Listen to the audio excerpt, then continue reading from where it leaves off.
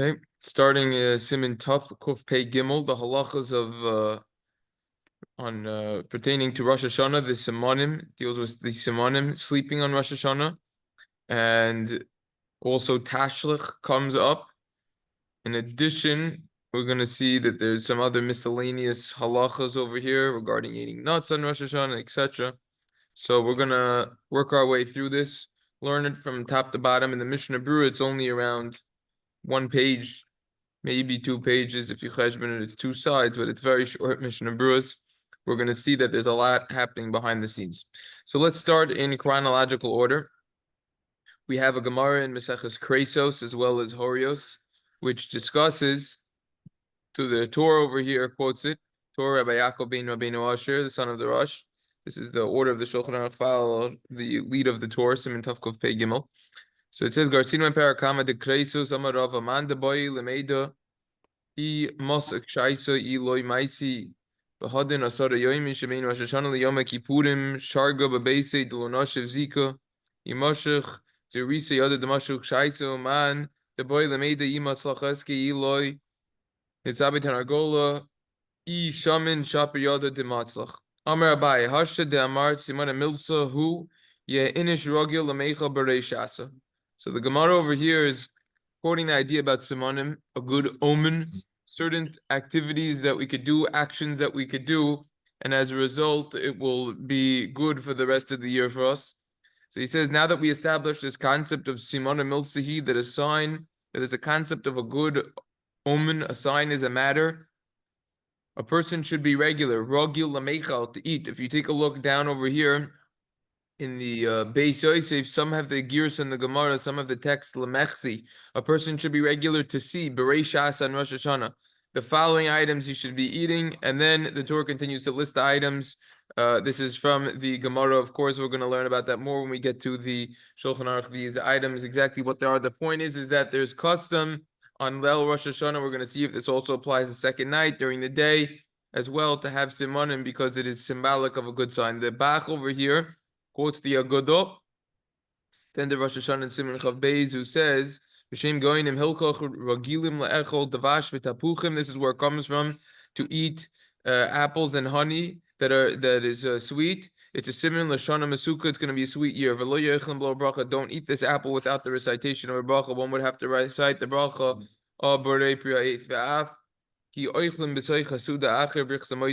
though that a person will eat this during the Suda after Hamotzi, and therefore one would think that it would be covered with Hamotzi, that nevertheless that would not be factual. It is not covered by Hamotzi, and one would need to recite the new bracha and the apple, as we will continue to learn exactly why. The Torah, huh? Correct. Now, the Torah concludes after he quotes the different items that the Gemara relates to eat, and he says, There are many different customs. Every single place should go according to his own custom, and every single person. For example, in Ashkenaz provinces, where people are regular to eat in the beginning of the Suda an apple dipped in honey. And to say Tischadesh Aleinu Shana Mesuka, that it should be new to us a year that is sweet. This is where it comes from in regards to eating the apple. The Torah gives the apple and honey a shout out. That's the Torah. Without further ado, we're going to go straight into the Shulchan Aruch and go through it. Shulchan Aruch begins and says, Adam Ragil Le'echol Rosh Hashana. A person should be regular to eat on Rosh Hashana something called Ruvia. Okay, so these are the different items that we are discussing. These are all the different items that a person should eat. A person should eat rubia. Okay. In addition, there's a custom dahainu tlosen, karti, silka, leeks, beets, tamari, dates, kra, gourd, kishiocham ruva. When you're going to eat this ruvia, yoimar, you would say yihiratson shiarbe zechu yosenu, that it should be the will by you, Hashem, that our merits will be increased. Karsi, the leeks, Yikru Susanin, our enemies should be cut off. We know a lot about that from this year. Salka, Yis Talku Oiveno. We should eat the silka, because to say that our enemies should be removed. Tamari dates Yitamu Sanenu. Our enemy should be destroyed. Kara, that's the gourd. Yikru Gazar Dinenu. Our bad decree should be torn up. Vikru Lufanecha Zechuyo Seinu. Should be read in front of you our merits. Yesh Nohagan, then the Ramah says that the custom is some of the custom Le'echel Tapuach Masul Kibidvash. There it is. To eat the apple in that is dipped in sweet honey. And we say Tischadesh Alinu Shana Mesuka, that it should be on us a new year, V'chein Nohagan, and that is the custom. V'yesh oichlin rimonim sami pomegranates. And they say Narbe Zechuyois Kirimon, our merit should be increased like a pomegranate. V'nohagan la'echol basar shemen v'chol mini masika, and the custom is to eat basar shemen, basar. What's this gimel? Shemen, basar, basar shamin. Yeah, it might mean fatty meat, and v'chol mini masika. All types of sweet items is the custom to eat.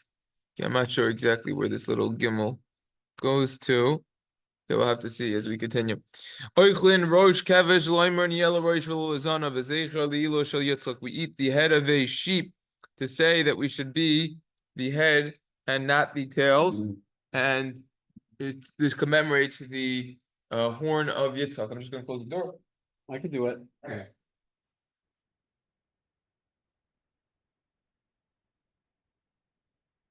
And that's what I'm telling you.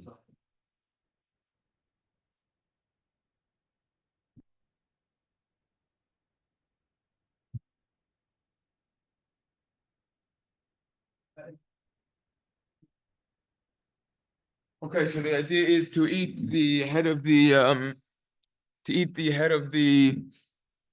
ram of that was used. So the idea is that you eat the head of a sheep, and that symbolizes that we want to be the head, not the tail, like we read in last week's parsha. The tashlich kisavo, that you want to be the head, not the tail, and this commemorates the ram that was used by the Akedah Yitzchak. Yesh medakakim shelo le'echel agozim. Some are precise; they're careful not to eat egozim. It's a nut, walnuts, maybe in particular the egos, and the reason is because egos bigamatria chet, right? The gematria of egos is what? You have the gimel on the zayin, so that's going to be 10, and then you have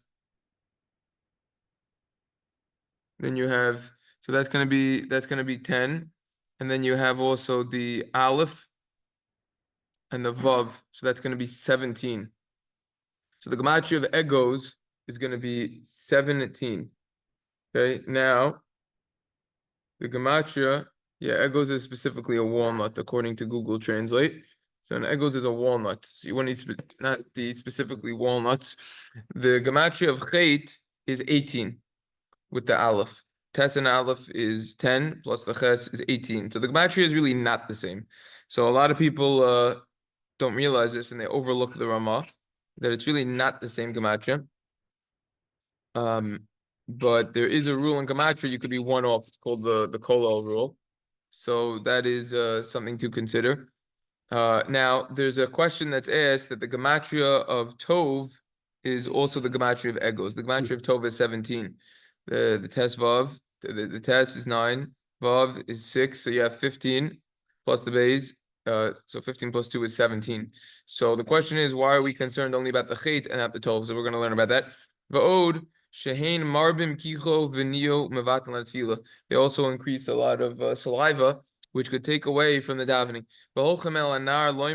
We go to the river and we say the pasuk of tashlich yam kol chatasenu. You should throw all of our sins symbolically are thrown into the yam. We're going to go into that a lot more. The custom is not to sleep during the day of Rosh Hashana. We're going to have to see why. Why dafka during the day? It's well-known reason. Sleep a year. We're going to learn all about that. This is a correct custom not to sleep during the day on Rosh Hashana. We're going to learn about all of this, all the leniencies. Okay, let's go in order. The Eli Rabbah, as well as the Machazik Bracha, the Shari Tshuva, quotes hold that Shagam Belel Sheni, the Rosh Hashana Yasakein. Also, on the second night of Rosh Hashana, one should be involved with the simanim. A lot of different minhagim with that. That is what he says.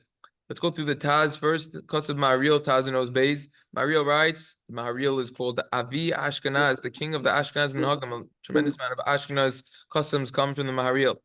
And he writes, V'sarach levarach techila boirei priyaitz. Person needs to recite the bracha first, boirei priyaitz. Dahavi kedvarim habaim b'soy chasuda shalei machmas hasuda. So a person needs to recite the bracha first, boirei priyaitz, because it's considered items that come during the meal, not for the meal. Tapuachu remez al sada tapuchin hayadua al pi kabbalah. So you say a bari priya aids, even though you're having this after hamotzi, and hamotzi seemingly should cover it. Nevertheless, it's considered dvarim habaim b'soy chasuda shalei machmas hasuda, which means from hilchos brachos in the siman kofayin zayin area in Orach Chaim that it's considered items that are coming during the suda, not for the suda. In which case, a dessert, a person would need to recite a bracha. The general halach is on a dessert. If it's not mazonos is a whole discussion in and of itself. We are knowing not to make the bracha mazonos. There's other eitzes to get out of the potential shaila and suffix if you need to make a bracha on dessert, which is mazonos during the suda. But certainly when it comes to items that are shahakol, eitz, and adama, that doesn't have to do with the suda, so then you would need to make a new bracha. You need to make a new bracha on it. So it's the same thing over here. It's considered dvarim abam b'soy chasuda and shaloi machmas suda. Therefore, you wouldn't recite a bracha. Now, the tapuach has a tremendous amount of Kabbalistic symbolism. They're quoting a Zohar over here in Vayechi. The tapuach is a remez to the sada tapuchin hayadu api Kabbalah, to the fields, to the fields of apples, which is known for the Mekubalim. So if you want to look into that more, you could open up a Zohar in Parshas Vayechi on Daf Reish Chav Daled on the base. Okay, that is the Taz. In terms of the Prima Godim's commentary, okay, fine. We're gonna come back to the Prima Godim. The Prima Godim is actually commenting on this. The Yerushalmi says, because let's just look at the Ramah very carefully. The Ramah says, okay, no, it's not in this Ramah. It's a bad version of the Ramah. Never mind that. But the source not to sleep on Rosh Hashana is this apparent Yerushalmi, which says the Isa Yerushalmi man de damach breishasa damach mazle, which is typically translated to mean whoever sleeps on Rosh Hashana will have sleepy luck, sleepy mazel. So on this Taz, the Prima Godim comments over here, Ra'isi b'ksas makoimos, I saw in some places, kishachal yoim rishon b'Shabbos holchin b'yoim sheni. When the first day falls out on Shabbos of Rosh Hashana, so then they go on the second day. Oh, this is actually going on tashlich, not sleeping. Okay, fine. So that's fine regardless. So when the first day of Rosh Hashanah falls out on Shabbos, custom is to do tashlich on the first day of Rosh Hashanah. When it falls out on Shabbos, custom is to do it on the second day. According to this Prima Godim, that's going to be a whole discussion in of itself. Why? Could be that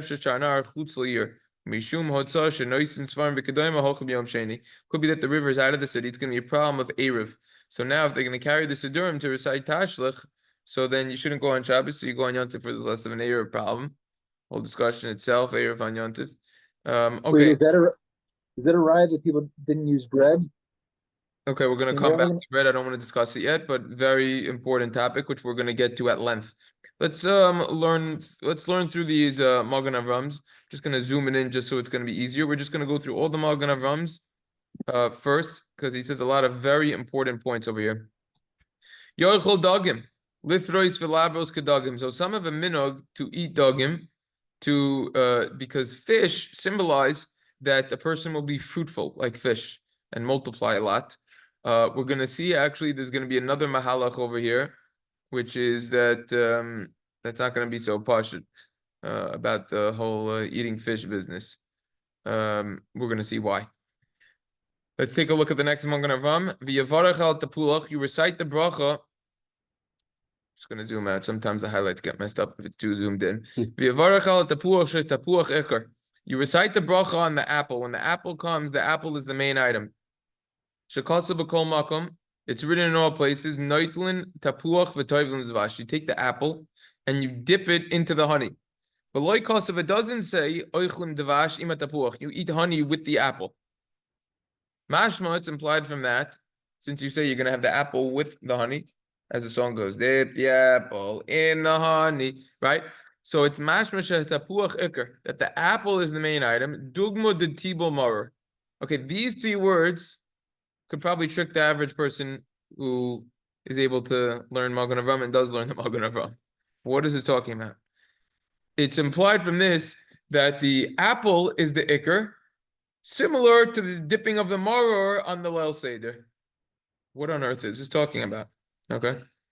So Either the salt water or the you don't dip maror in salt water. not. Well, Says- maybe you said not the It carpus. says Okay, maror. He's not right. saying karpas. He says dumya de tibo maror.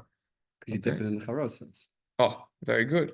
So therefore, Therefore, we're saying the mar is the ikar and the charosas is the tafel. right. So really, we would make a bracha on the charosis. Really? Yeah. Why? Why not? It's 'Cause food. that's not the ikar. Exactly. We're not, because why? The maror is the ikr.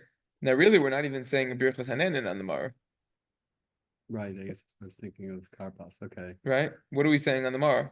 Birchas Hashem, l'kidei machal ha'mashiach, kedushan v'savet, tzman l'chilas maror. That's a birchas hamitzvah. Where's the birchas hanenin for the maror? Where's the brei priyadama? That's just the karpas. Back by karpas. Kamachloket, So, and- right. So that's why you have less than the kizayis by karpas. We don't say bracha achron, and then it covers the maror. But really, what? It should, you would have to make a bracha on the charosis. It's just that it's tofel to the maror is the ikr. So you see that just like the maror is the ikr, and therefore we don't recite the bracha on the charosis, so too over here, we just say the bracha on the apple and not the honey. V'yishnohagen letabel prusas hamoitzi v'dvash shama v'kostem, to dip the challah, the piece of hamoitzi, in dvash. Of course, you don't need to say a bracha on the dvash. The dvash, technically, you need to say shahakol. No, it's tofel. It's tofel. So that's why you don't say a bracha. It's a secondary item. It's exempted from the bracha of hamotzi. But Omrim, you say the hiratzon. Now, the Magen Avram is bothered. Mashma sha'oichel techila. Now, also one point I'd like to point out. The whole discussion over here is the apple. The question is, if you're going to have a pomegranate, and if you're going to have a date out there, those are both tamarim and rimoinim. Pomegranates and dates are one of the 7 minim. And if you're going to be eating 7 minim and other items, one of the 7 minim and other items, the bracha of brei praetz. So then you have to, you have to do the 7 minim first. So the question is, why do many have the custom to say a bracha on the apple and not the 7 minim? So we're not going to cover that today, but stay tuned because we will cover it. Okay. Is it if the apple is the only thing on the table before the pomegranate, then it's okay, or then you still make another rach on the pomegranate? If the Very apple's good. the only Very good. So we're going to discuss that. Very good. Excellent. Okay. Next, Magen Avram. The question is, there's a special Yehiratzon to say. When is this Yehiratzon said? Mashma sha'oichel techila va'acher kach oimer. It's implied from this that first a person would consume the item that they're eating and then say the Yehiratzon after. Shaloi lahafsik, not to interrupt. That's very funny because a lot of people might say the Hiratzon before. So you have to be careful about this. Now, let's just point something out. This is specifically and only referring to after someone says a bracha on what they're eating. And then they want to say the Hiratzon, and then they want to eat the item. If they already have a running bracha, because they already said a bracha on, let's say, an apple or the pomegranate, so then they don't need to say another. Then you can say, Then you can see the Hiratzon for sure. This is talking about specifically on the item that you're saying the bracha on. Now, let's continue the Magen Avram. Umageli said that Kosav sho'omer techila va'acher kach ochel. So the Mageli said that he writes that you say it first and then afterwards you eat. That you say the Hiratzon first and then you eat, even after the bracha. So it's in between when you made the bracha and before you ate. He still says you could do it. Why? Let's remind ourselves what we learned 6 years ago when we learned siman kuf samach zayin, one of my favorite simanim in all of Shulchan Aruch. V'sorech loimer desir lei delay chashev hefsek. You need to say, it must be that the Mageli Tzedek explains the Magen Avram, that the Mageli Tzedek holds that it's not considered interruption. The Hiratzon is considered something that is necessary for the food that you're about to consume, and therefore it's not an interruption. And we find a similar idea the Bach discusses in Siman Tov Reish Hey. B'Shem Hatash Beitz Loimar Zecha Lifosi Bein Bracha L'Shchita. When it comes to, I think what he's talking about over there is kaparos. When you're going to do the kaparos on Erev Yom Kippur and you're going to use an actual chicken, you could stay a special Yehid Ratzon even between the bracha that the shoichet recites on the shchita and the actual shchita itself. You'll say, wait a second. If he's saying a bracha on the shchita, he has to do the act of shchita immediately. No, the special Yehid Ratzon is needed. The special Zeh Chalifasi, this will be exchanged of me, is needed, and therefore it's not a hefsek. So he's bringing a Bach to support the Magen Avram is quoting this Bach to support this idea of the Mageli Seder. Zeh Mikra Yisor Shchita. It's needed for the Shchita. B'chein B'sukkah. Similarly, we find in some in Tov Reish Mem Gimel, Mevarachim Bein Bracha L'Moitzi, that a person is able to make a bracha of Leishe B'sukkah between the bracha and eating the bread from Hamotzi. So we see that if something is needed for the actual food that we're eating, it's not considered an interruption. 3 proofs. Nevertheless, says the Magen Avram, it appears to me that that preferably one should eat before he says it. One should eat before he says this Yehiratzin. It's not needed so much so. In other words, there's an idea, there's a concept of lechachila. One should eat before saying the hiratzon, right? Because it's not needed so much so. In other words, there's this concept of even though, hold on, va'od, let's finish this, because I don't want to say anything that he's going to say anyways. Va'od, the gam l'soyrech in lahafsek l'chachila, even if it's needed, you shouldn't interrupt l'chatchila, as we learned in Siman Kuf Samach Zayin. In other words, like this. One should first recite the bracha, then eat a little bit of it, then say the hiratzon, and then continue eating. Why? The answer is because it's not needed so much so. Meaning, not really needed for the bracha. Not really needed for the food. That's one svara. The second svara, which I like a lot, is even if it's permissible to interrupt. For example, person could say gvil l'tor, like the Gemara in Brachos talks about. A person could say, "Oh, bring the salt over." You could say it, but it's not l'chachil, even though it's needed.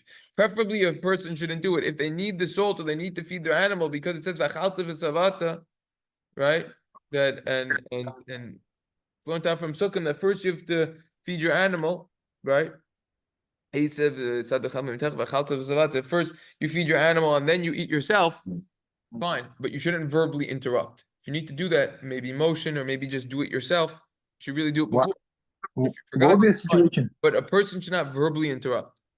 What would be the situation where someone has to say pass the salt as opposed to getting up themselves? Very simple. If he's paralyzed, right? If he can't move, Right. if If he's not paralyzed, handicapped, whatever it is, okay. if he's not paralyzed. Okay, whatever the situation would be, it will come up when it's no gay. A person can't move for some reason. I don't know. It's very hard to get up. All the way down the table. Yeah, it's on the table. You got to make 10 people get up for you. It's very squishy. Whatever the case is. Okay. The point is that l'chachilo, one shouldn't be mafsik. So therefore, huadin hacha. The same would apply over here. Okay. Let's talk about tashlich a little bit, because this is how it works. When you learn the page of the Shulchan Aruch, you just have to learn everything in one shot. But after, we're going to dissect each one individually and go into it more. We're going to do one thing at a time. But for now, we're just going to go through the Shulchan Aruch. We're going to finish this up over here. Next, Magen Avram in Os Hey. Magen Avram says, you go to the river, you want to go to a place, Sheyesh bo dogim achayims. You want to go to a body of water that has living fish inside. There's an idea of going to a place with living fish. Why? He doesn't say. But there's an idea of living fish. There's obviously a tremendous amount of symbolism with fish that are alive. Aval b'ksavim kosav nar al be'er. But in the Ksavim, the Pri Etz Chaim, it's written a river or a well, which implies that there's no live fish. V'tovim heim mechutzliya. For some reason, it's good if it's outside of the city. Why? No clue. But he says that it should be outside of the city. V'yesh leilach biyom rishon. Here it is. You want to go on the first day to do tashlich. Acher mincha. after mincha. You want to go do tashlich on the first day of Rosh Hashana after you daven mincha, but before sunset.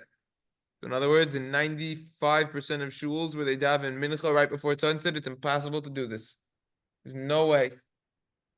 Right? And davening mincha before Yesuda after Shacharis, if you ended davening so late also, is not so pashut to daven mincha before Yesuda. But anyways, that's another discussion.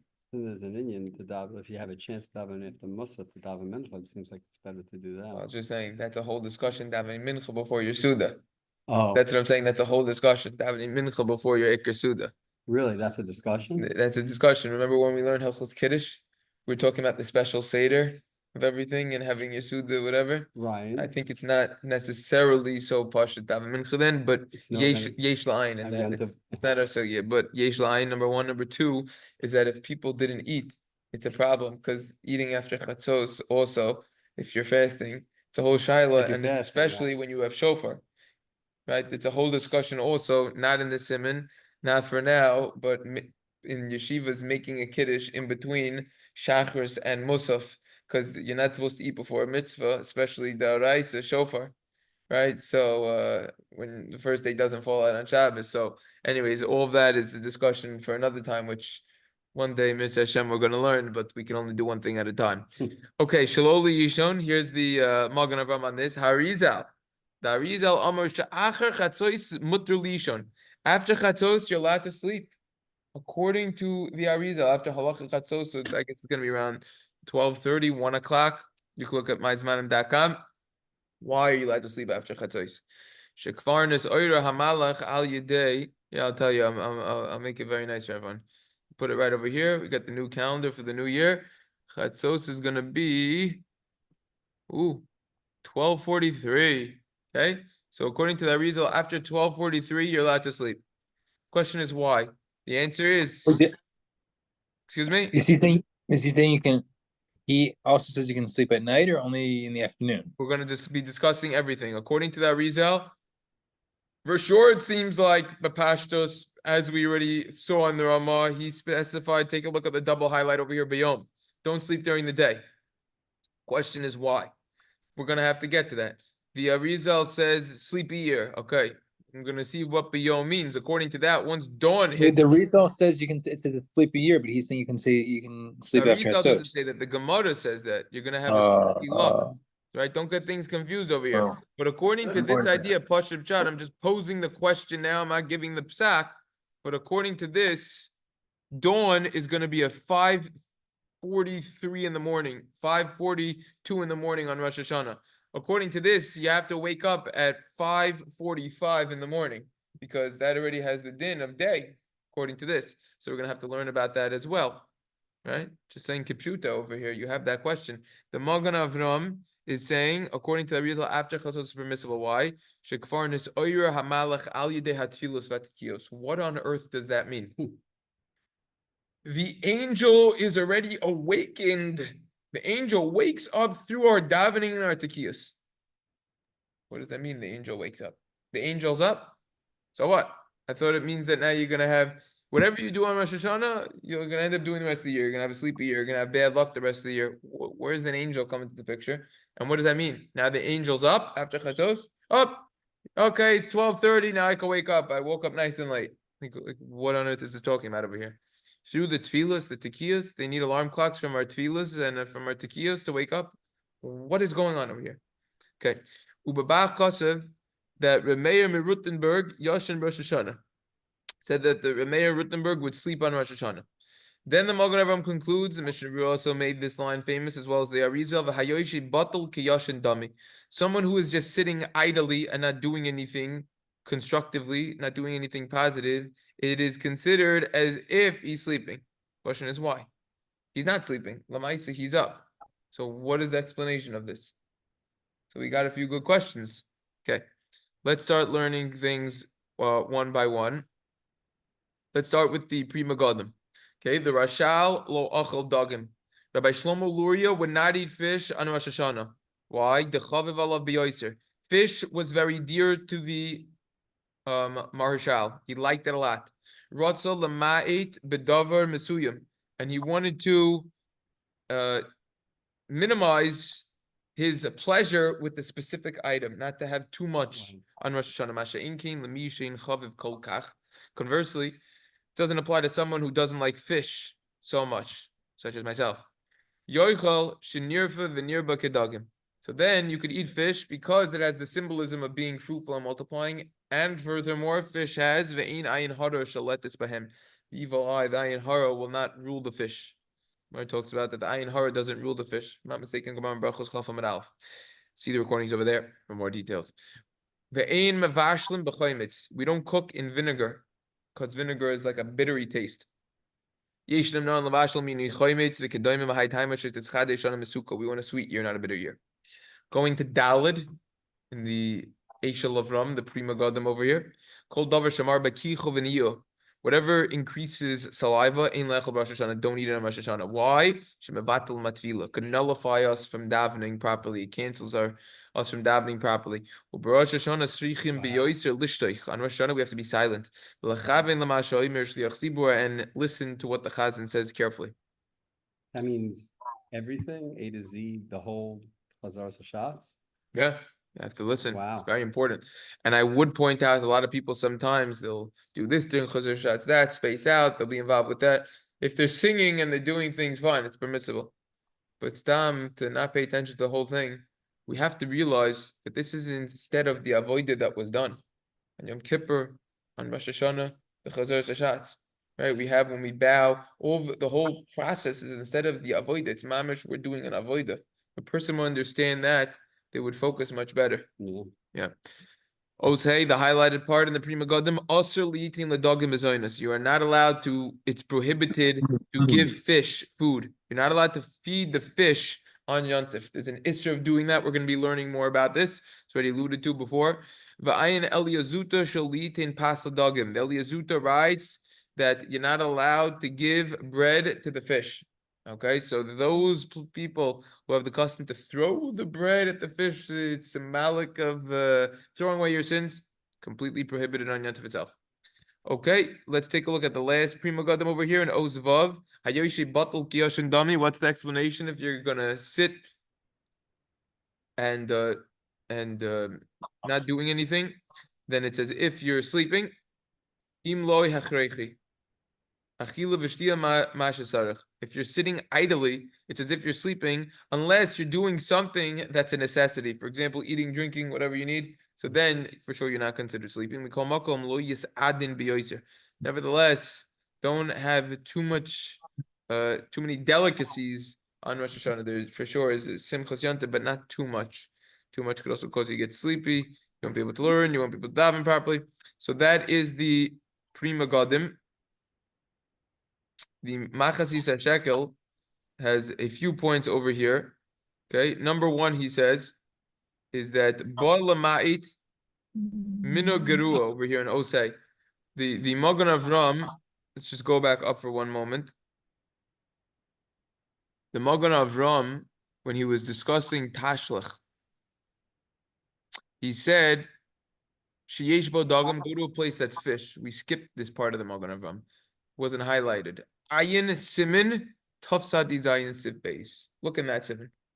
So most people when they see the Magen Avram saying, look in that siman, I'm already learning the Magen Avram. I'm ahead of 99.9% of Orthodox Jews. Why am I going to look it up? I'm too lazy. No problem. We're going to do the same thing. However, we're going to look at the Machasis HaShekel and he's going to provide the cheat sheet for us. What it says over there. So what does it say? Bala mahit. It's coming to exclude Minha Garua, the bad custom. Shekasav Maharil, the Maharil relates, Huvabel Yerabel, Yazut is quote over there, Shemashlich and Lenar Pas Lachem Ledagim, throwing bread at the fish. The Mavur, it's explained over there in Simintach Osir Liyitin Lifnei Mazoinus, it's prohibited to do.